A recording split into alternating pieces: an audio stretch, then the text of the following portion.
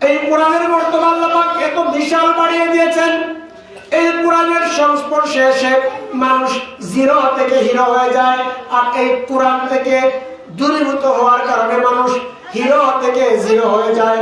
এটা আল্লাহর কালামের মুজিজা। আমার ভাইরা, আমার বন্ধুরা, আল্লাহ রাব্বুল আলামিন এই কোরআনকে 5টা বিষয়ের উপর নাযিল করেছেন। নাযালাল কুরআন আলা খামসাতি আওজুহ। আল্লাহর হাবিব বলেন, আল্লাহ পাক রব্বুল আলামিন এই কোরআনকে 5টা বিষয়ের উপর নাযিল করেছেন।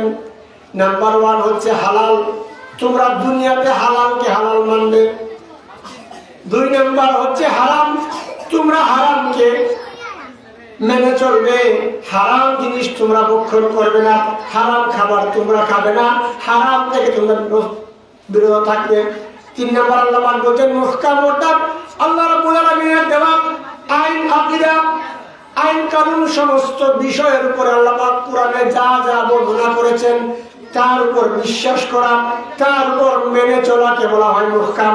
4 নম্বরে আল্লাহ পাক রব্বুল আলামিন বলেছেন মুতাশাবিহ, অর্থাৎ আল্লাহ তাআলার লৌহ কলম আরশ কুরসি যে সমস্ত বিষয় নিয়ে আল্লাহ পাক কোরআনের মধ্যে বর্ণনা করেছেন ওই সমস্ত বিষয়ের উপর ঈমান আনা, এগুলাকে বলা হয় মুতাশাবিহ। এগুলা নিয়ে বেশি বাড়াবাড়ি করা যাবে না।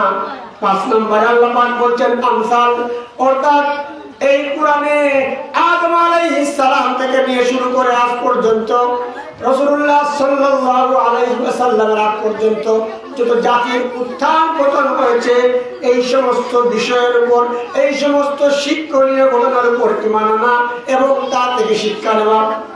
এই 5টা বিষয়ের উপর আল্লাহ পাক এই কোরআন নাযিল করেছেন। আর আবার আল্লাহ পাক রব্বুল আলামিন এই কোরআন নাযিল করে মুসলিম উম্মাহকে আল্লাহ রাব্বুল আলামিন হেদায়েতের বার্তা হিসেবে কোরআনকে বানিয়ে দিয়েছেন।